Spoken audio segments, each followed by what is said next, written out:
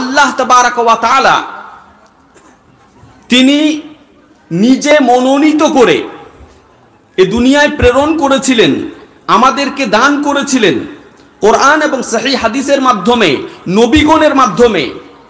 সেই চূড়ান্ত ইসলাম বা আসল ইসলাম, মূল ইসলামটা আজকে আমাদের মধ্যে আছে কি না?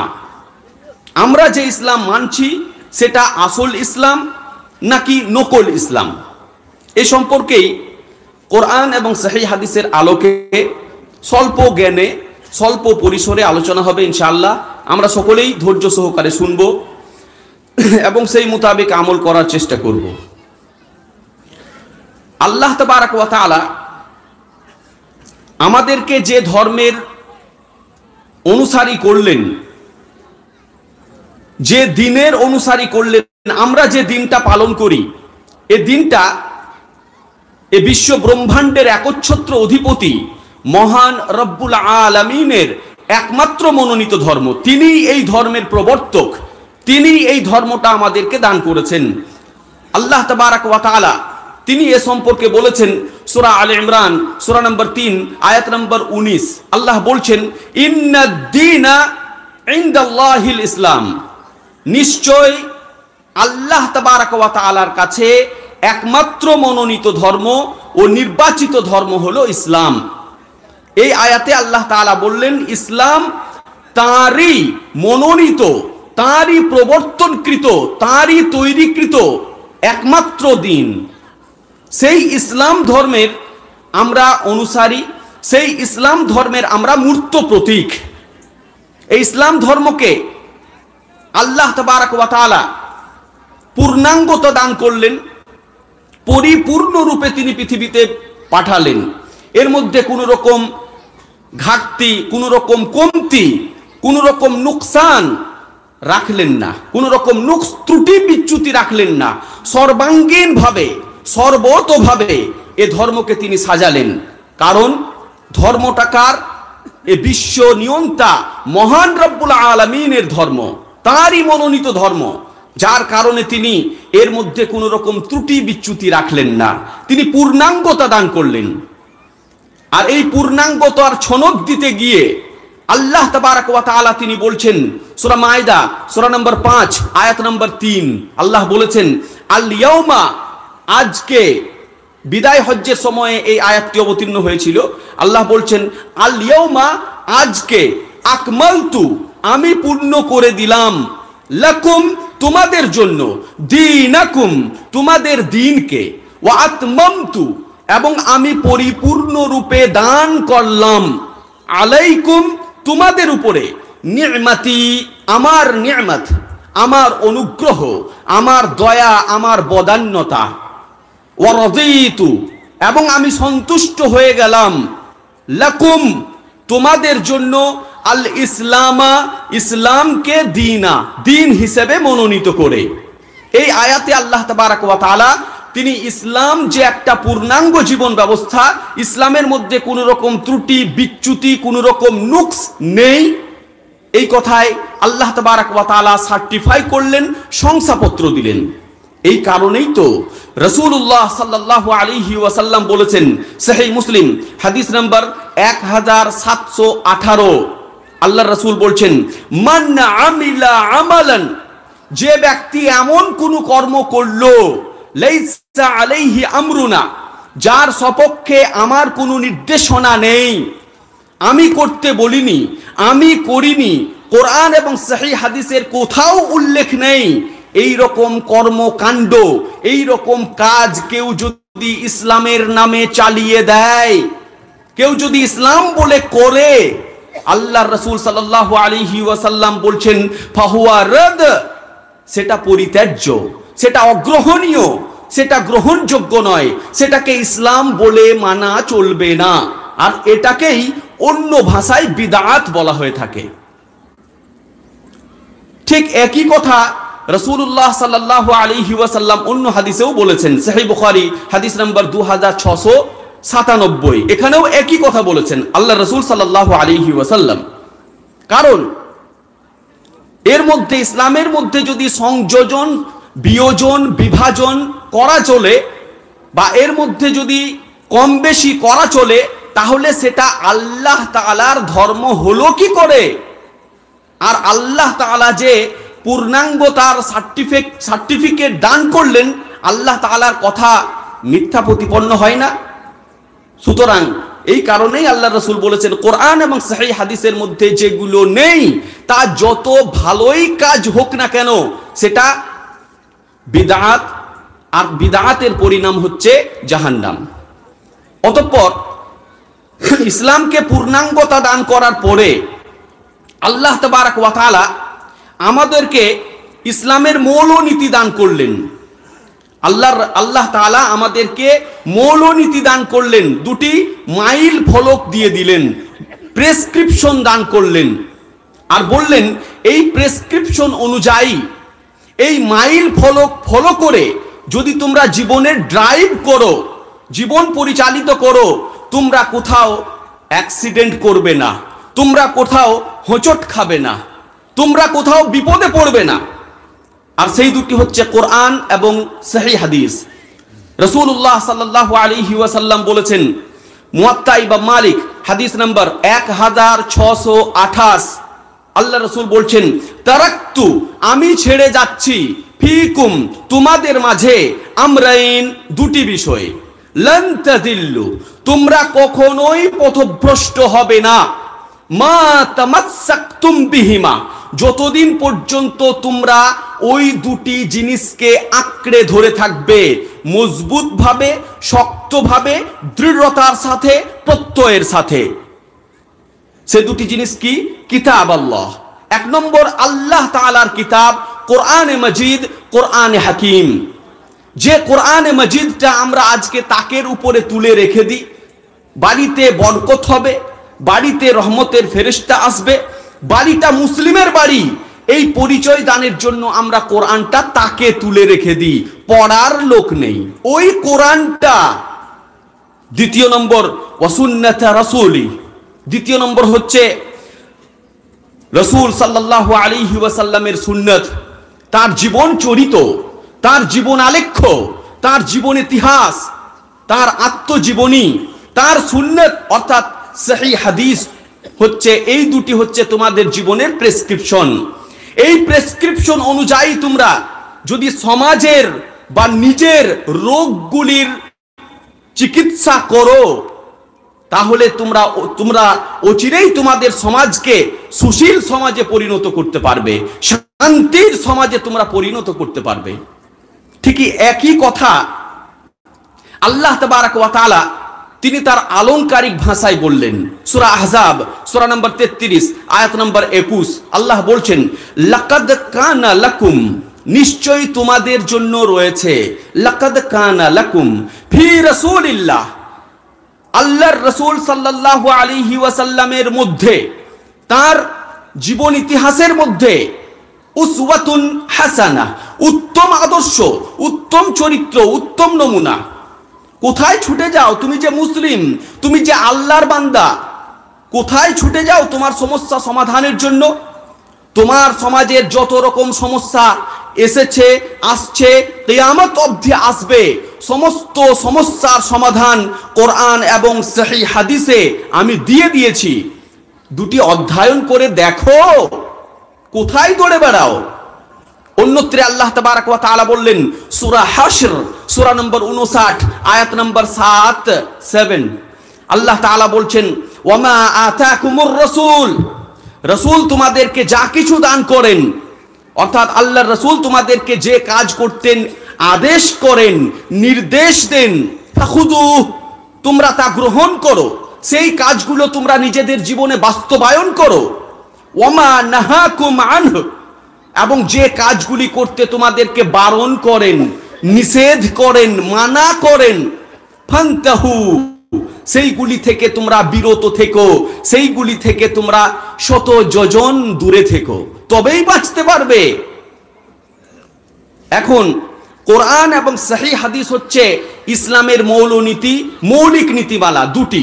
এই কোরআন এবং হাদিস মোতাবিক আমাদেরকে জীবন পরিচালনা করার কথা আল্লাহ এবং তার রাসূল বলে গেলেন। কোরআনের মধ্যে আল্লাহ তাবারক ওয়া তাআলা সমস্ত কিছু বর্ণনা করে দিয়েছেন বিস্তারিতভাবে, কোথাও বিস্তারিতভাবে, আবার কোথাও সংক্ষিপ্ত আকারে। কিছু বিষয় বিস্তারিতভাবে, কিছু বিষয় সংক্ষিপ্ত আকারে। কোরআনের মধ্যে সমস্ত কিছুই বলা আছে, আমরা বুঝতে পারি না, বুঝতে চাই না, সেটা আমাদের দুর্বলতা, আমাদের অক্ষমতা। কোরআনে কিন্তু সমস্ত সমস্যার সমাধান আছে। আল্লাহ তাআলা বলেছেন সূরা আনআম সূরা নম্বর 6 আয়াত নম্বর 38, আল্লাহ তাআলা বলছেন মা ফাররাতনা ফিল কিতাবি মিন শাই, আমি কিতাবের মধ্যে অর্থাৎ কোরআনের মধ্যে কোনো জিনিসকে উল্লেখ করতে বাদ দিইনি। প্রত্যেকটা জিনিসকে উল্লেখ করেছি। যত সমস্যা আসবে, যত সমস্যা উৎপন্ন হবে, উদ্ভাবিত হবে, সমস্ত সমস্যার সমাধান আমি কোরআনে বলে দিয়েছি। চেষ্টা করে দেখো একবার বোঝার।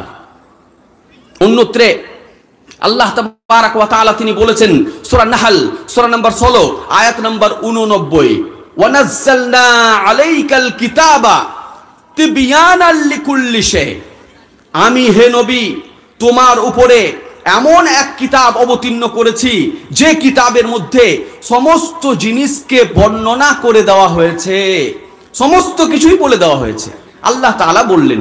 সুতরাং এই হাদিস, এই আয়াত দুটি প্রমাণ করছে যে কোরআনের মধ্যে সমস্ত রকম সমস্যার সমাধান বলে দেওয়া আছে। অন্যত্রে রাসূলুল্লাহ সাল্লাল্লাহু আলাইহি ওয়াসাল্লাম তিনিও বলে দিয়েছেন যে হাদিসের মধ্যে এবং কোরআনের মধ্যে সমস্ত সমস্যার সমাধান আছে। রাসূলুল্লাহ সাল্লাল্লাহু আলাইহি ওয়াসাল্লাম বললেন সিলসিলাতুল আহাদিসিস সহিহা একটা হাদিসের নাম, এই হাদিসের 1803 নম্বর হাদিস। আল্লাহর রাসূল বলছেন মা বাকিয়া শাইউন ইউকাররিবু মিনাল জান্নাতি ওয়া ইউবাঈদু মিনান নার, যে জিনিসগুলো তোমাদেরকে জান্নাত থেকে, জান্নাতের নিকটবর্তী করে দেবে এবং যে জিনিসগুলো তোমাদেরকে জাহান্নাম থেকে দূরে করে দেবে, জান্নাত থেকে জান্নাতে যেতে পারবে এবং জাহান্নাম থেকে বাঁচতে পারবে, এরকম যত জিনিস আছে ইল্লা ওয়াকাদ বুয়্যিনা লাকুম, তা সমস্ত কিছুই তোমাদের সামনে বর্ণনা করে দেওয়া হয়েছে। কোরআন এবং সহিহ হাদিসের মাধ্যমে সমস্ত কিছু বলে দেওয়া হয়েছে।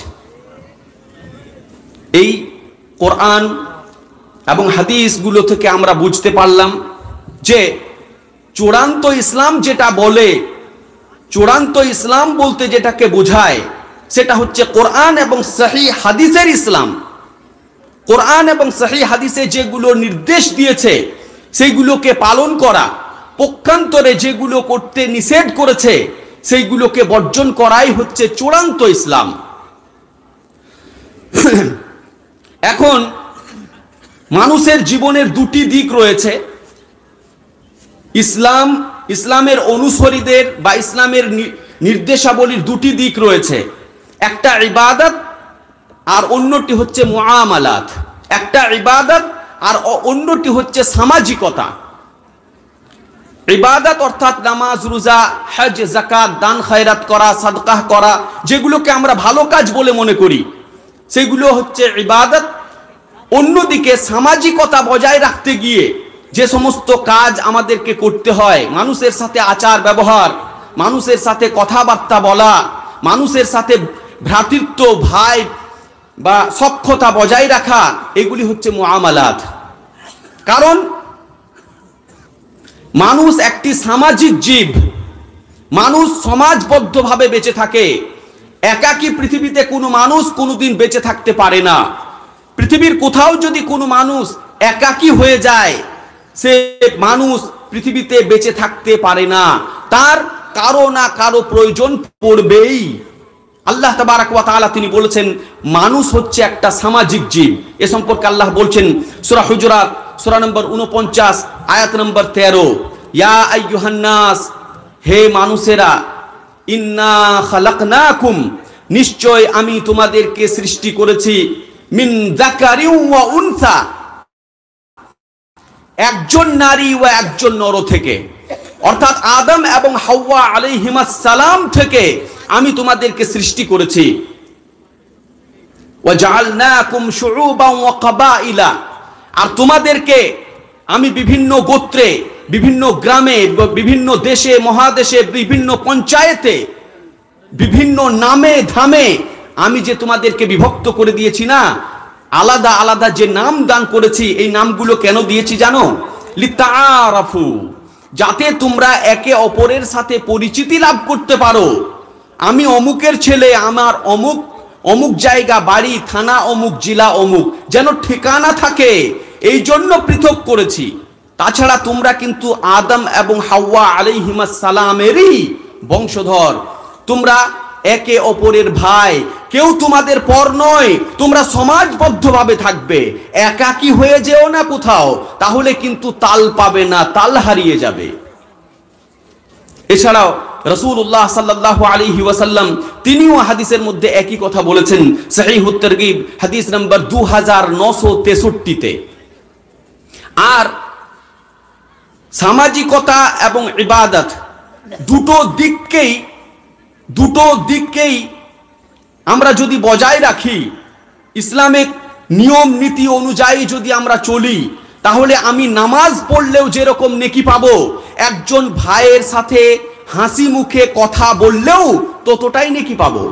কারণ আল্লাহ তাবারক ওয়া তাআলা আলংকারিক ভাষায় কথা বলেছেন, আমাদের সৃষ্টির উদ্দেশ্য ব্যক্ত করতে গিয়ে আল্লাহ তাআলা বলেছেন সূরা যারিয়াত সূরা নম্বর 51 আয়াত নম্বর 56, আল্লাহ বলেছেন ওয়ামা খালাকতুল জিন ওয়াল ইনস ইল্লা লিয়াবুদুন, আমি মানব ও দানবকে, মনুষ্য জাতি ও জিন সম্প্রদায়কে সৃষ্টি করেছি কেবলমাত্র আমার ইবাদত, উপাসনা, আরাধনা, পূজার্চনা করার জন্য।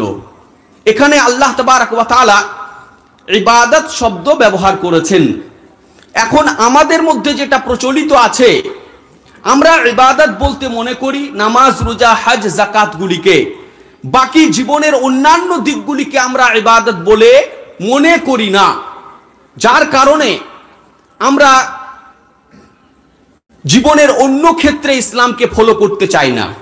নামাজ পড়ে আসি, আবার এসে দোকানে এসে আড্ডা দিই আর গীবত করি, কারণ ওটাকে আমরা ইবাদত বলে মনে করি না। আমরা তাহাজ্জুদ গুজার হাজি সাহেব, অথচ আমার ছেলের বিয়েতে পণ নিতে কসুর করি না, ওটা ছাড়া যাবে না, কারণ ওটাকে আমরা ইবাদত বলে মনে করি না। এই ভুল বার্তা বা এই ভুল জিনিসটা আমাদের সমাজে প্রচলিত হয়ে গেছে।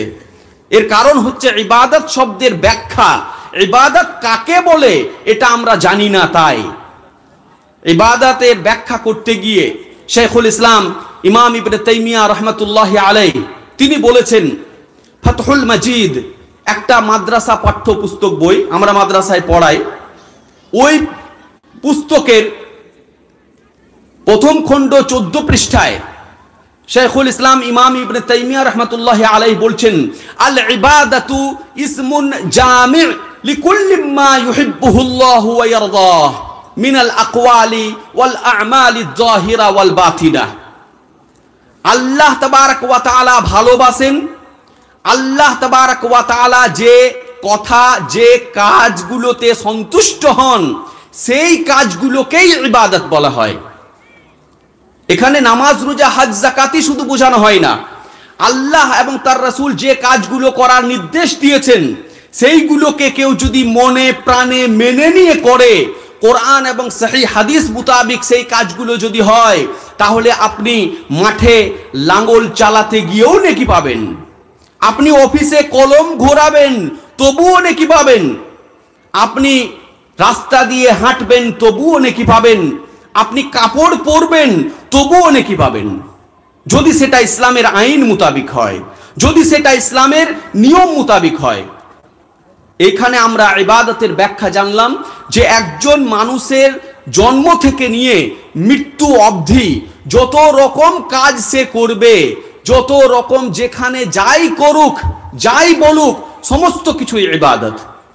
কারণ মানুষ হচ্ছে সামাজিক জীব, মানুষ সামাজিক জীব, সমাজে তাকে মিশতে হবে, মানুষের সাথে ব্যবহার করতে হবে, মানুষের সাথে মিশতে হবে।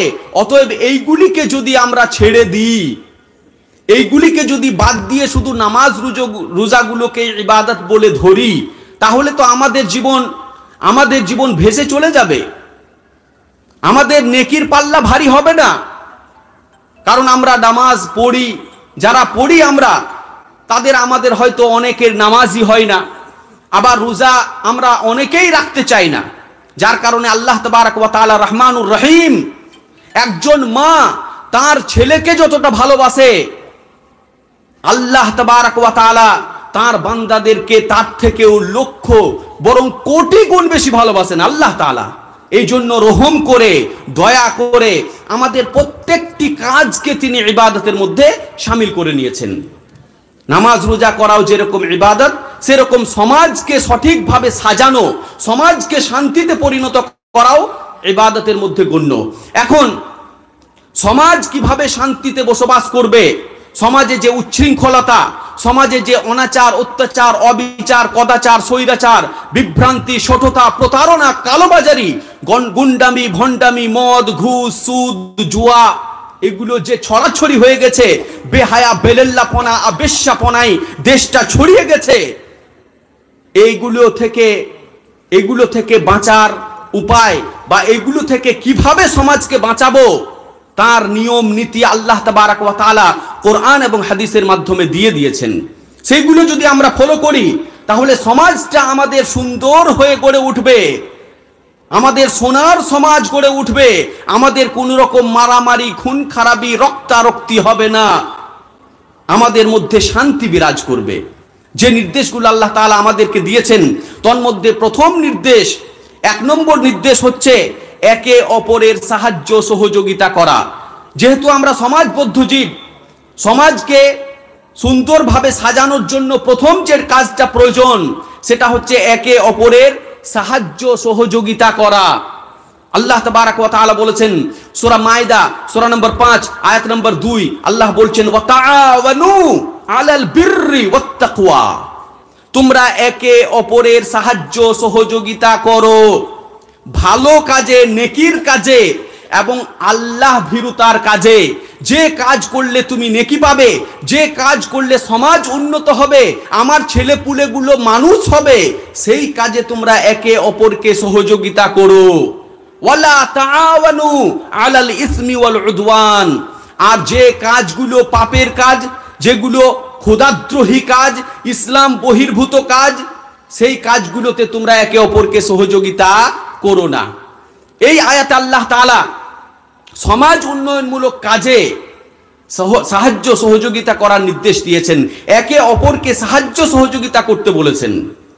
অন্যত্রে রাসূলুল্লাহ সাল্লাল্লাহু আলাইহি ওয়াসাল্লাম বলেছেন, সহিহ বুখারী হাদিস নাম্বার 2444, আল্লাহ রাসূল বলছেন উনসুর আখাকা যালিমান আও মাজলুমা, তুমি তোমার ভাইকে সাহায্য সহযোগিতা করবে, সে যখন অত্যাচার করবে কারোর উপরে, তখনও তুমি তোমার ভাইকে সাহায্য করবে, আর যদি তার উপরে কেউ অত্যাচার করে, তখনও তুমি তোমার ভাইকে সাহায্য সহযোগিতা করবে।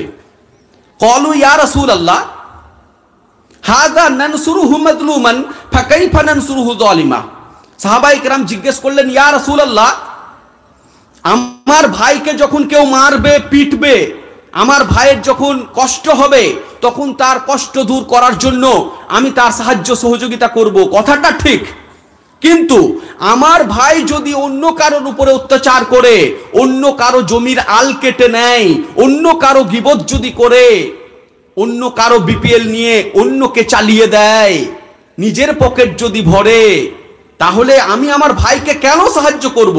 কথাটা বুঝতে পারলাম না।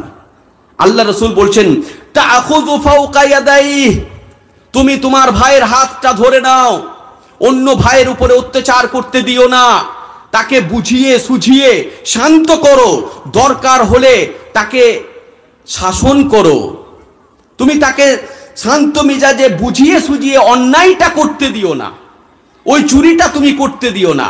এটাই হবে তোমার ভাইকে সাহায্য করা, অর্থাৎ তোমার ভাইকে জাহান্নাম থেকে তুমি বাঁচিয়ে নাও। এছাড়াও রাসূলুল্লাহ সাল্লাল্লাহু আলাইহি ওয়াসাল্লাম তিনি আরো বললেন, সহিহ বুখারী হাদিস নাম্বার 6026, আল মুমিন লিল মুমিন কাল বুনিয়ান, একজন মুমিন হচ্ছে অপর মুমিনের জন্য প্রাচীর স্বরূপ, প্রাচীরের মতো, দেওয়ালের মতো। যেমন একটার পর একটা ইট গেথে প্রাচীর নির্মাণ করা হয়, একটা ইট আর একটা ইটকে সাপোর্ট করে, পড়তে দেয় না, হিলতে দেয় না, দুলতে দেয় না, ফাটতে দেয় না। ঠিক আমার উম্মত ওই রকমই হবে। আমার মুমিন উম্মতেরা, প্রকৃত মুসলিম যারা, তারা ওই রকমই হবে। অন্য কোনো ভাই যদি ব্যথায় জর্জরিত হয়ে যায়, তাহলে তার ব্যথা দূর করার জন্য, তার সাহায্য করার জন্য অন্য ভাইরা, আমার অন্য উম্মতেরা তার সাহায্য সহযোগিতা করার জন্য প্রাণান্তকর চেষ্টা করবে। এটাই হচ্ছে আমার উম্মতের প্রকৃত মুসলিমের পরিচয়। এই কোরআন এবং হাদিসগুলো থেকে আমরা বুঝলাম, আমাদেরকে সমাজটা সুন্দরভাবে সাজাতে গেলে একে অপরের সাহায্য সহযোগিতা করতে হবে, তবেই আমাদের সমাজটা শান্ত হবে, তবেই আমাদের সমাজ থেকে সমস্ত রকম উচ্ছৃঙ্খলতা দূর হবে, নচেত দূর হবে না। দ্বিতীয় নম্বর, আল্লাহ তাবারাক ওয়া তাআলা আমাদেরকে যে কাজের নির্দেশ দিলেন সেটি হচ্ছে পারস্পরিক ভালোবাসা। পারস্পরিক ভালোবাসা। আমার যুবক ভাইরা বা যুবক বোনেরা হয়তো আমার এই কথায় তাদের মনটা হয়তো নেচে উঠবে। এই যে মহিষাডহরীর হেড মৌলানা, তিনি তো প্রেম করার কথা বলে গেলেন। আমি বলি, হে যুবক ভাই, হে যুবতী বোন, এখানে যে প্রেমের কথা বলা হয়েছে, যে ভালোবাসার কথা বলা হয়েছে, সেই ভালোবাসা বর্তমান ওই বেহায়াপূর্ণ, ওই বেশ্যাবৃত্তি ভালোবাসার কথা এখানে বলা হয়নি। এখানে এমন এক ভালোবাসার কথা বলা হয়েছে যেখানে যেখানে অন্যের বোন, অন্যের মা সুরক্ষিত থাকবে, অন্য কোনো মা বোনের, ধর্ষিতা বোনের আর্তনাদ পৃথিবী জুড়ে কেঁদে বেড়াবে না। অন্য কোনো মা তার ছেলেকে নিয়ে দুশ্চিন্তায় ভুগবে না, ছেলেটা বিপথে চলে গেল কিনা, না অন্য মেয়ের সাথে ঘর ছেড়ে দিল কিনা, এই চিন্তায় ব্যস্ত থাকবে না। সেই ভালোবাসার কথা এখানে বলা হচ্ছে, তোমার ওই বেহায়াপূর্ণ ভালোবাসার কথা বলা হয়নি। আল্লাহ তাবারাক ওয়া তাআলা তিনি আমাদেরকে স্মরণ করিয়ে দিলেন আবারও। আল্লাহ তাআলা বলছেন সূরা হুজুরাত সূরা নম্বর 49 আয়াত নম্বর 10, ইন্নামাল মুমিনুনা ইখওয়া ফাআসলিহু বাইনা আখাওয়াইকুম, নিশ্চয় মুমিনরা একে অপরের ভাই, তোমরা কেউ কারো পর নও, তোমরা আদম এবং হাওয়া আলাইহিমাস সালামের সন্তান, তোমাদের সাথে আত্মিক সম্পর্ক, রক্তের সম্পর্ক, যে কেন মারামারি করো? ভালোবাসা সৃষ্টি করতে আল্লাহ তাবারাক ওয়া তাআলা এখানে নির্দেশ দিলেন। অন্যত্রে রাসূলুল্লাহ সাল্লাল্লাহু আলাইহি ওয়াসাল্লাম বললেন, সহিহ মুসলিম হাদিস নম্বর 2586, আল্লাহ রাসূল বলছেন, মাসালুল মুমিনিনা ফি তাওয়াদ্দিহিম ওয়া তারাহুমিহিম ওয়া তাআতুফিহিম, মুমিনদের উদাহরণ, প্রকৃত মুসলিমদের উদাহরণ হলো তাদের ভালোবাসার দিক দিয়ে, একে অপরের সাথে প্রেম প্রীতি সখ্যতা দয়া দাক্ষিণ্যতার দিক দিয়ে হচ্ছে মাসালুল জাসাদ, একটি শরীরের মতো। ইদাশতাকা মিনহু উযবুন, যেমন শরীরের কোথাও যদি কোনো আঘাত লাগে, শরীরের কোনো অঙ্গে যদি ঘা ফুসকা পড়ে যায়, ফোঁড়া হয়ে যায়, ওই ব্যথাটার জন্য গোটা শরীরটা জর্জরিত হয়ে যায়, গোটা শরীরটা ওই ব্যথায় ব্যথিত হয়ে যায়। অনুরূপভাবে আমার উম্মত হবে ওই একটা শরীরের মতো। আমার কোনো উম্মতের গায়ে যদি আঁচড় লাগে, আমার কোনো উম্মত বা প্রকৃত মুসলিম যদি সে দুঃখে টেনশনে ভুগে, তাহলে অন্য মুমিনরা, অন্য মুসলিমরা কখনোই বসে থাকতে পারে না। তার টেনশন কিভাবে দূর হবে, তাকে কিভাবে আবার ফিরিয়ে আনবো, এই চেষ্টায়, এই চরিত্রই তারা করে যাবে। এটাই হচ্ছে প্রকৃত মুসলিমের উদাহরণ। অথচ আমাদের সমাজে আপনি দেখুন, যেদিকেই ঘুরবেন সেদিকেই শুধু হিংসা, বিদ্বেষ, পরশ্রীকাতরতায় ভরে গেছে, গীবত আর পরনিন্দায় ভরে গেছে গোটা সমাজটা।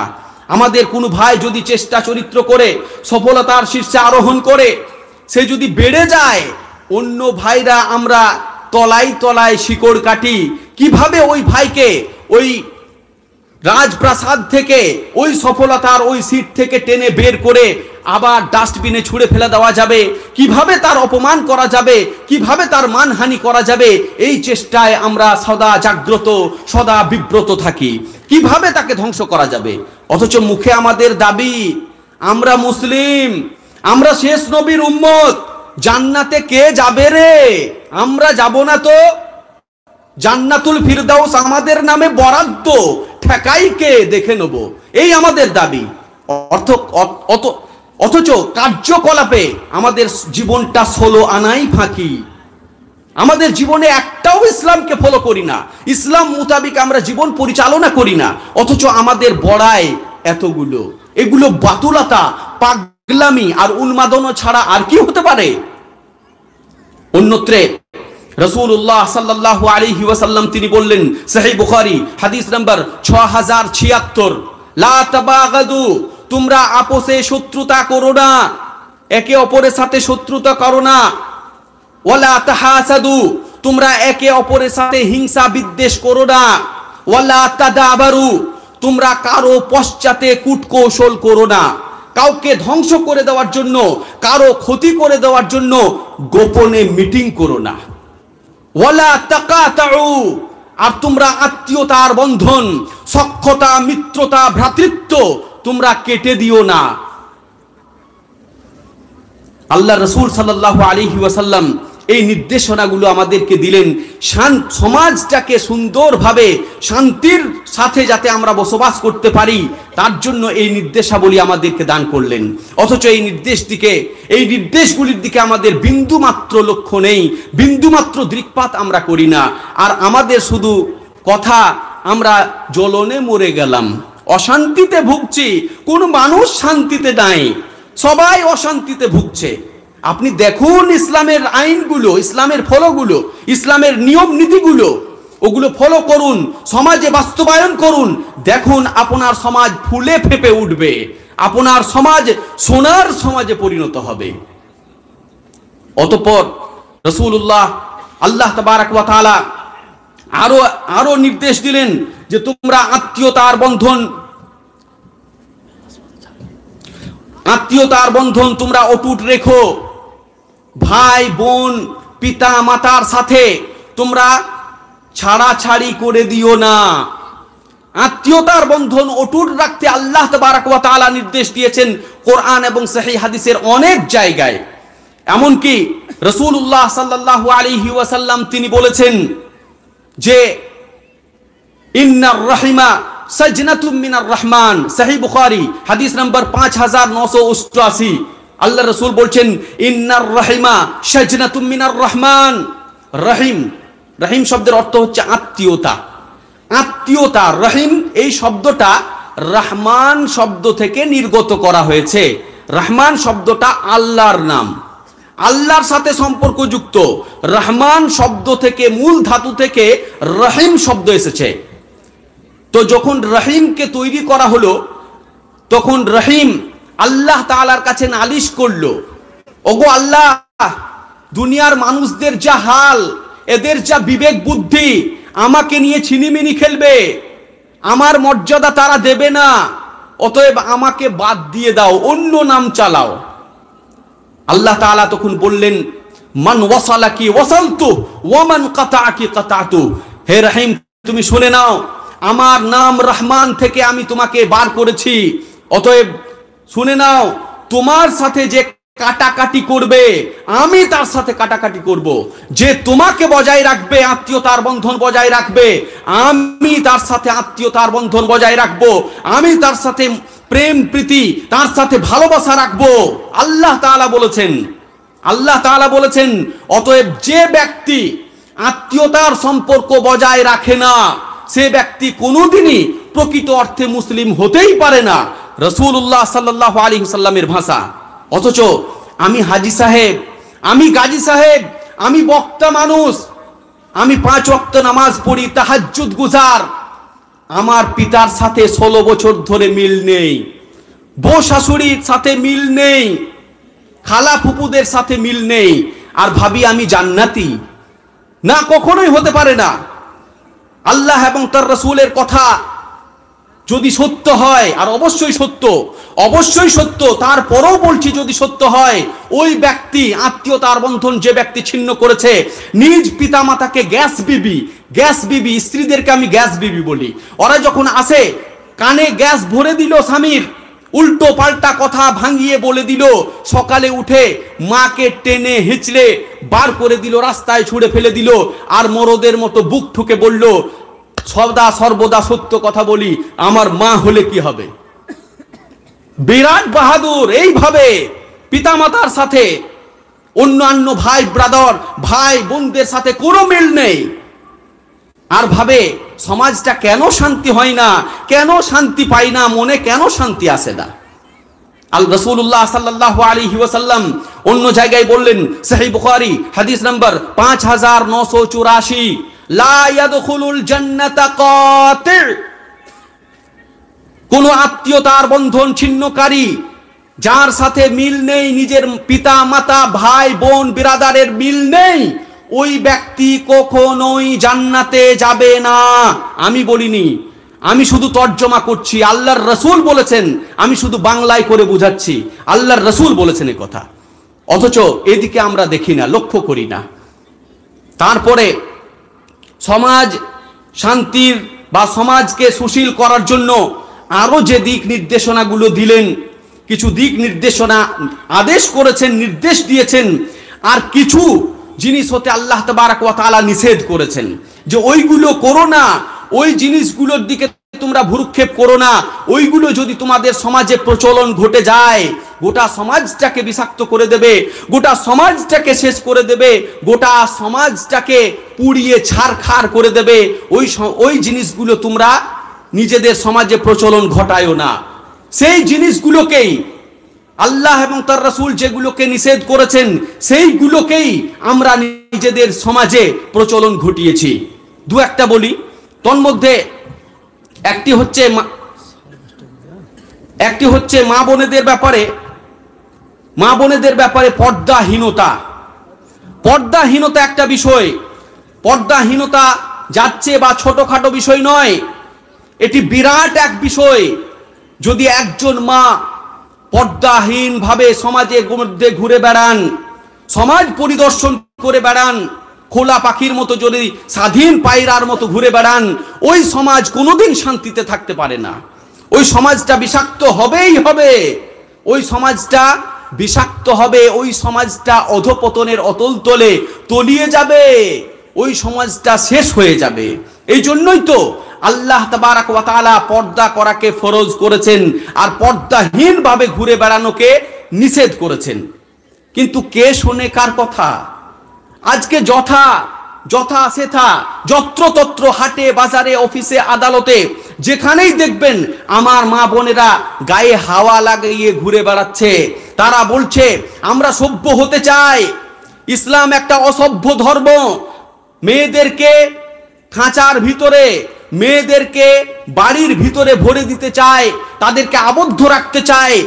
তাই তারা সভ্য হওয়ার জন্য, মডার্ন হওয়ার জন্য গায়ে সূর্যের আলো লাগায়। সূর্যের আলো যে যত বেশি লাগাতে পারে, যার প্যান্ট যত ছোট হবে, যার গেঞ্জি যত ছোট হবে, আমাদের সমাজ ভাবে মেয়েটা দারুণ স্মার্ট রে, ইংরেজিতে কথা বলে, দারুণ স্মার্ট, এই ভাববে আমার সমাজ আমাকে নিয়ে গর্ব করবে, আমি যে দারুণ শিক্ষিত, লোকে শিক্ষিত বলবে। এই জন্য আমার মা বোনেরা আজকে কাপড় খুলতে আরম্ভ করেছেন, অথচ আল্লাহ এবং তার রাসূল নিষেধ করলেন। যার কারণে আমাদের সমাজের, বিশেষ করে যুব সমাজের অধঃপতন চলে এসেছে। তারাও আজ নিজেকে কন্ট্রোল করতে পারেনি। আল্লাহ তাবারক ওয়া তাআলা তিনি আমার মা বোনেদের নির্দেশ দিয়ে বলেছিলেন, সূরা আহজাব সূরা নম্বর 33 আয়াত নম্বর 33, আল্লাহ তাআলা বলছেন, ওয়াকারনা ফি বুয়ুতিকুন্না, তোমরা তোমাদের ঘরের মধ্যে অবস্থান করবে। তোমরা যে রাজমহিষী, তোমরা যে হীরা চুন্নি মণি মাণিক্য, তোমরা যে সোনা দানা গো, তোমাদের দাম অনেক। অতএব তোমরা ঘরের মধ্যে থাকবে, বাইরে বেরোলেই চুরি হবে। ঘরের মধ্যে থেকে ওয়াকারনা ফি বুয়ুতিকুন্না ওয়ালা তাবাররাজনা তাবাররুজাল জাহিলিয়াতিল উলা, আর তোমরা প্রাক ইসলামী যুগে যেরকম অজ্ঞ যুগে নারীরা রূপের বাজার গরম করত, রূপের বাজার গরম করত, কে কে কত বেশি মডার্ন, কে কত বেশি সাজতে পারে, কার গয়না কতগুলো আছে, এই নিয়ে যে প্রতিযোগিতা করত, ওই রকম ভাবে তোমরা আর রূপের বাজার গরম করো না, তোমরা আর প্রতিযোগিতা করতে যেও না।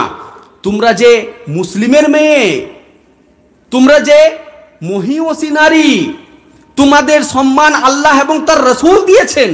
তোমরা শুধু চৌতালা দালানে বসে চাম্পুরা দোলাবে, পা দোলাবে মহারানীর মতো। তোমার স্বামী, তোমার ভাই, তোমার ছেলে, তারা খেটে খুটে হোক, এখান সেখান থেকে হোক, চাকরি করে বাকরি করে হোক, টাকা এনে তোমাদেরকে খাওয়াবে, তোমাদেরকে পুষবে। এই সম্মান আমার মা বোনেরা নিতে চাই নাই, তারা নিতে চাইনি। তারা ভাবে ইসলাম আমাদেরকে আবদ্ধ করে দিয়েছে। আমরাও হয়তো মনে করতে পারি যে আল্লাহ তাবারাক ওয়া তাআলা এখানে যে বললেন তোমরা ঘরের মধ্যে থাকবে, এ কথার অর্থ এই নয় যে আমি আমার বোনকে, আমি আমার মেয়েকে ঘরের মধ্যে ভরে রেখে দেব, দরজা জানালা সব বন্ধ করে দিয়ে তাকে আচার বানিয়ে ফেলবো। এ কথার নির্দেশ আল্লাহ তাআলা দেননি। এর উত্তর আল্লাহ তাআলা অন্য আয়াতে দিয়েছেন। সূরা আহজাব সূরা নম্বর 33 আয়াত নম্বর 59। আল্লাহ তাআলা বলছেন, ইয়া আইয়ুহান নবী, হে নবী, কুল্লি আজওয়াজিকা ওয়া বানাতিকা ওয়া নিসাইল মুমিনিন, হে নবী তুমি তোমার স্ত্রীদেরকে, তোমার কন্যাদেরকে এবং মুমিনদের স্ত্রী এবং মুমিনদের কন্যাদেরকে তুমি বলে দাও, ইউদনিনা আলাইহিন্না মিন জালাবিবিহিন্না। তারা যখন বাইরে যাবে, বাইরে কেন যাবে না, বাইরে যাবে, তারা স্কুলে পড়বে, হাই স্কুলে পড়বে, তারা ইউনিভার্সিটিতে পড়বে, কলেজে পড়বে, তারা হাটে যাবে, বাজারে যাবে, অফিসে আদালতে, সর্বত্রই যাবে, যাবে না কেন, যাবে। তারা যখন বাইরে যাবে, ইউদনিনা আলাইহিন্না মিন জালাবিবিহিন্না, যেন তারা গোটা শরীরটা আবৃত করে যায়, শরীরটা যেন ঢেকে যায়, বুরকার মাধ্যমে হোক বা চাদরের মাধ্যমে হোক, যাতে গোটা শরীরটা তারা ঢেকে নিয়ে যায়, ঢিলা ঢালা পোশাক পরে যেন যায়, উপর থেকে যেন বুঝতে না পারা যায় শরীরের কোন অংশের সাইজ কত, এটা যেন বোঝা না যায়। আল্লাহ তাবারক ওয়া তাআলা বলেছেন, এতে কি হবে, এতে কি হবে, যালিকা আদনা আন ইউরাফনা ফালা ইউদাইন, এতে তোমাদেরকে চিনতে সহজ হবে। আমার মা বোনেদেরকে বলবো, আল্লাহ তাআলার বাণী, আল্লাহ তাআলা বলছেন এতে তোমাদেরকে চিনতে সহজ হবে। এটা মৌলানা সাহেবের মেয়ে গো, এটা হাজি সাহেবের মেয়ে, এটা গাজী সাহেবের মেয়ে, এটা মুসলিম ঘরের মেয়ে, ভদ্র মহিলা, এদেরকে উত্তক্ত করো না। আর আল্লাহ তাআলা গ্যারান্টি নিয়েছেন, আমার মা বোনেদেরকে বলছি শুনুন, আল্লাহ তাআলা গ্যারান্টি নিয়েছেন ফালা ইউযাইন, তাদেরকে কোন রকম ধর্ষিতা হতে হবে না, আমি গ্যারান্টি নিলাম, আল্লাহ তাআলা নিয়েছেন। ফালা ইউযাইন, পাড়ার উচ্চিংড়ে, পাড়ার ওই উচ্চিংড়ে ছেলেগুলো তাদেরকে দেখে টন কাটতে পারবে না, তাদের নাক ভেঙে দেবো আমি, আল্লাহ তাআলা বলেছেন। ফালা ইউযাইন, তাদের দিকে চোখ তুলে তাকানোর ক্ষমতা কোনো মায়ের ছেলের নেই। আল্লাহ তাআলা দায়িত্ব নিয়েছেন, যদি তোমরা আমার কথা পালন করো, যদি শরীরকে সঠিক রূপে ঢেকে নিয়ে পর্দার সহিত তোমরা যদি রাস্তায় বের হও, তাহলে আমি আল্লাহ তোমাদের দায়িত্ব নিলাম, পৃথিবীর কোনো শক্তি তোমাদেরকে ধর্ষণ করতে পারবে না, তোমাদের মুখে অ্যাসিড মারতে পারবে না, তোমাদেরকে গলায় দড়ি দিয়ে বিষ খেয়ে মরতে হবে না।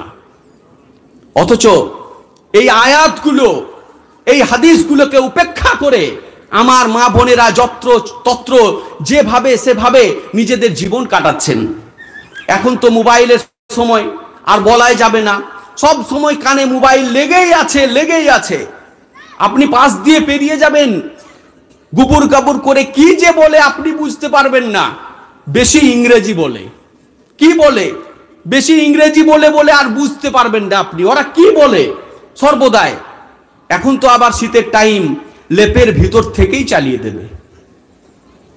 সুতরাং মা বোনেদেরকে বলবো, এবং সাথে সাথে গার্জিয়ানদেরকেও বলবো, অভিভাবকদেরকে অনুরোধ করব যে আমার ছেলে, আমার মেয়ে কোন রাস্তায় যাচ্ছে, কিভাবে তার জীবন পরিচালনা হচ্ছে, ছেলেটা ফজরের নামাজে উঠছে কিনা, সে কোরআন এবং কোরআন হাদিস মোতাবিক চলছে কিনা, এই খবরাখবর আমাদেরকে রাখতে হবে।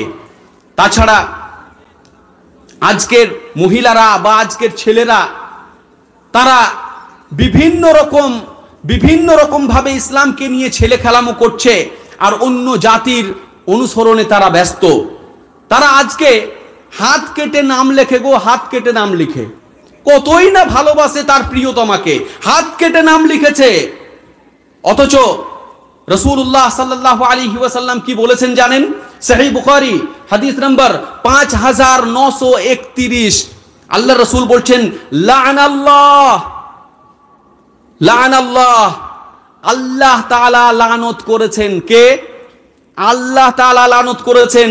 আল্লাহ লানত মানে বুঝতে পারছেন? ও দুনিয়াতেও জুতো পিটা হবে, আখিরাতেও ওকে সেঁকা হবে, ওর কোথাও নিস্তার নেই। লাআনাল্লাহ কাদেরকে?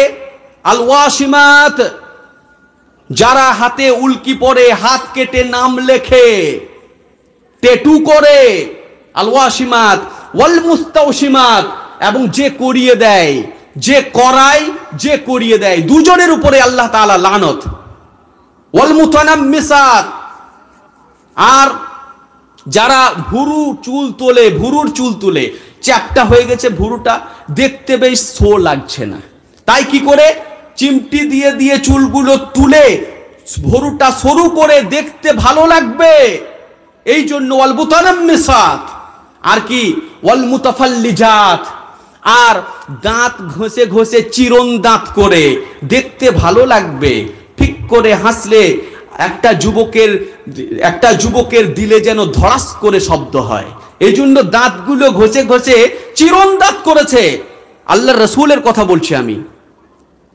কিসের জন্য? লিল হুসনি, সৌন্দর্যতার জন্য।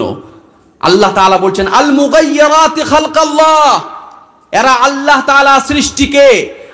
তাআলার সৃষ্টিকে বিকৃতকারী, ওদের উপরে এই জন্য অভিশাপ দেওয়া হয়েছে। আল্লাহ তাআলা জানেন না তোমার কি রকম ভুরু দিতে হবে, তোমার চুল কেমন দিতে হবে, তোমার দাঁত কেমন দিতে হবে? এই বিশ্ব ব্রহ্মাণ্ড যিনি তৈরি করলেন, সে বিশ্ব নিয়ন্তা, বিশ্ব রিজিক দাতা, তিনি জানেন না? তুমি তার সৃষ্টিকে নিয়ে ছেলে খেলামো পেয়েছো, তার সৃষ্টিকে নিয়ে তুমি তুচ্ছ জ্ঞান করছো, আল্লাহ তোমাকে সঠিকভাবে সাজাতে পারেননি। অতএব এই সমস্ত মেয়ে ছেলে, এই সমস্ত ছেলে যারা ট্যাটু করে নাম লিখে, তাদের জন্য আল্লাহ তাবারাক ওয়া তাআলা অভিশাপ দিয়েছেন। তারা পৃথিবীতেও কৃতকার্য হবে না, আর আখিরাতেও কৃতকার্য হবে না, তাদেরকে জাহান্নামে যেতেই হবে, লাল ঘর তাদের ঠিকানা। আবার আমার মা বোনেদেরকে আপনি পথে ঘাটে দেখে চিনতেই পারবে না দূর থেকে, ছেলে না মেয়ে, প্যান্ট শার্ট পরে ছেলের পোশাকে ঘুরে বেড়াচ্ছে, ভাই ডাকবো নাকি বোন ডাকবো খুঁজে তাল পাওয়া যায় না। এদের জন্য রাসূলুল্লাহ সাল্লাল্লাহু আলাইহি ওয়াসাল্লাম অভিশাপ করেছেন। আল্লাহ রাসূল বলছেন, সহিহ বুখারী হাদিস নাম্বার 5885, আল্লাহ রাসূল বলছেন, লা'না রাসূলুল্লাহ সাল্লাল্লাহু আলাইহি ওয়াসাল্লাম, রাসূলুল্লাহ সাল্লাল্লাহু আলাইহি ওয়াসাল্লাম অভিশাপ দিয়েছেন।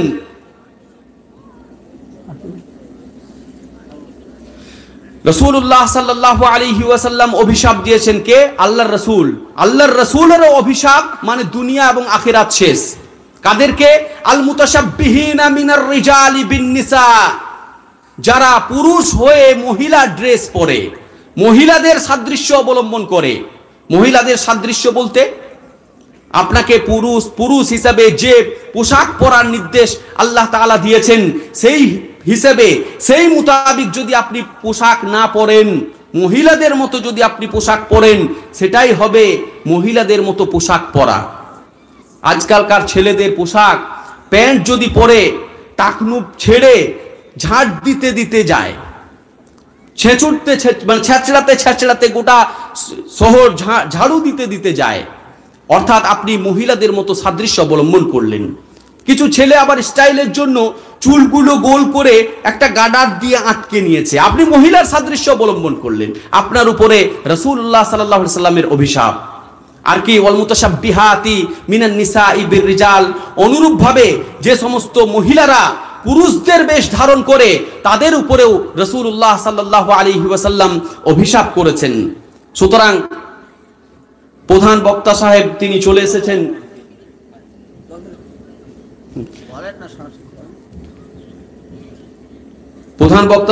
চলে এসেছেন। অতএব আমি শেষের দিকে নিয়ে আসছি। আমি এতক্ষণ পর্যন্ত যে আলোচনাগুলো করলাম সমস্ত কিছুই সমাজটাকে আমাদের কিভাবে সঠিক করতে হবে এই নিয়ে। অতএব সমাজটাকে যদি আমরা সঠিকভাবে সাজাতে চাই তাহলে ইসলাম যেগুলোকে আদেশ দিয়েছে সেইগুলোকে আমাদেরকে নিজেদের জীবনে সমাজে বাস্তবায়ন করতে হবে, এবং যে কাজগুলো করতে নিষেধ করেছেন সেগুলো থেকে আমাদেরকে দূরে থাকতে হবে। সেগুলো সমাজ থেকে যাতে উঠিয়ে দেওয়া যায়, সমাজ থেকে তার মূলোৎপাটন করা যায়, সেই চেষ্টায় আমাদেরকে করে যেতে হবে। এছাড়াও আরও একটি বিষয় যেটা আমাদের সমাজে মোবাইলের মাধ্যমে, হোয়াটসঅ্যাপ, ফেসবুকের মাধ্যমে, ইন্টারনেটের মাধ্যমে চলছে, সেটা হচ্ছে কি অশ্লীলতা। আজকে আমাদের ছোট থেকে বড়, পিতা মাতা সকলেই আমরা এই কেসে জড়িত, এই পাপে আমরা সকলেই জড়িত। আমাদের সকলেরই যেহেতু মোবাইল আছে, তাই আমরা সকলেই অশ্লীলতা থেকে কেউ বাঁচতে পারি না। অথচ আল্লাহ তাবারাক ওয়া তাআলা বললেন, ওয়ালা তাকরাবু, সূরা আনআম সূরা নম্বর 6 আয়াত নম্বর 151, ওয়ালা তাকরাবুল ফাওয়াহিশা মা যাহারা মিনহা ওয়া মা বাতান। তোমরা অশ্লীলতা ধারে কাছেও যেও না। অশ্লীল কাজ করা তো দূরের কথা, বেহায়া বেলেল্লাপনা তো দূরের কথা, ওর ধারে কাছেও যেও না, গোপনেও নয় প্রকাশ্যেও নয়। আল্লাহ তাবারাক ওয়া তাআলা অশ্লীলতাকে হারাম করেছেন। অথচ আপনি আমার সমাজে লক্ষ্য করুন, আমরা সকলেই এই অশ্লীলতায় নিমজ্জিত। আমরা পিতা মাতা, ভাই বোন, বউ শাশুড়ি সকলে মিলে আমরা এক জায়গায় টিভি চালিয়ে, মোবাইল চালিয়ে আমরা সিরিয়াল দেখি, বিভিন্ন রকম উলঙ্গ নাচ দেখি। অশ্লীলতায় আমাদের সমাজটা পরিপূর্ণ হয়ে গেছে। আর আচ্ছা বলুন, আমি যদি আমার ছেলের সাথে বসে ওই ন্যাংটা নাচটা দেখি, আমি কি করে ওই ছেলেটাকে মানা করতে পারবো, এ বাপ ওই অশ্লীল খারাপ ছবিগুলো দেখিস না রে, বলতে পারবো?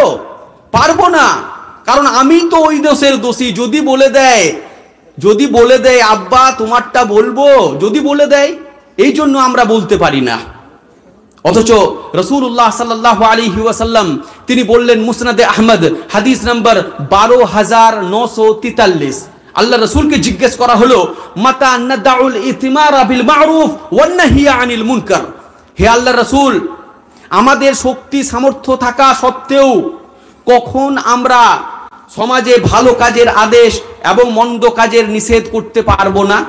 আমাদের সাহায্য শক্তি সামর্থ্য সবই থাকবে, কিন্তু আমাদের চোখের সামনে আমার হাঁটুর বয়সী একটা ছেলে সে ড্যান্স দেবে, সে অশ্লীল কাজ করবে, অথচ আমি মানা করতে পারবো না। এই শক্তিটা আমরা হারিয়ে ফেলবো কখন? আল্লাহ রাসূল বললেন, ইযা যাহারা ফীকুম মা যাহারা ফি বনি ইসরাঈল। বনি ইসরাঈল গোত্রের মধ্যে যে রোগগুলো এসেছিল, যে সমস্যাগুলো এসেছিল, সেই সমস্যাগুলো, সেই রোগগুলো যখন তোমাদের সমাজে চলে আসবে তখন তোমরা আর মানা করতে পারবে না, তোমাদের ছেলেদেরকে আর কন্ট্রোল করতে পারবে না। কখন? ইযা কানাতিল ফাহিশাতু ফি কিবারিকুম। আল্লাহ রাসূল বলছেন, যখন বড়রা অশ্লীলতায় নিমজ্জিত হয়ে যাবে, গার্জেনরা নিজেরাই তো অশ্লীল কাজে ব্যস্ত, বুলু ফিল্ম দেখাতে ব্যস্ত, যখন নিজেরাই খারাপ কাজ করবে তখন সে অন্যকে আর বাধা দিতে পারবে না। গার্জেনরাই যখন অশ্লীলতায় ব্যস্ত থাকবে, ইযা কানাতিল ফাহিশাতু ফি কিবারিকুম। আর দ্বিতীয় নম্বর, ওয়াল মুলকু ফি সিগারিকুম।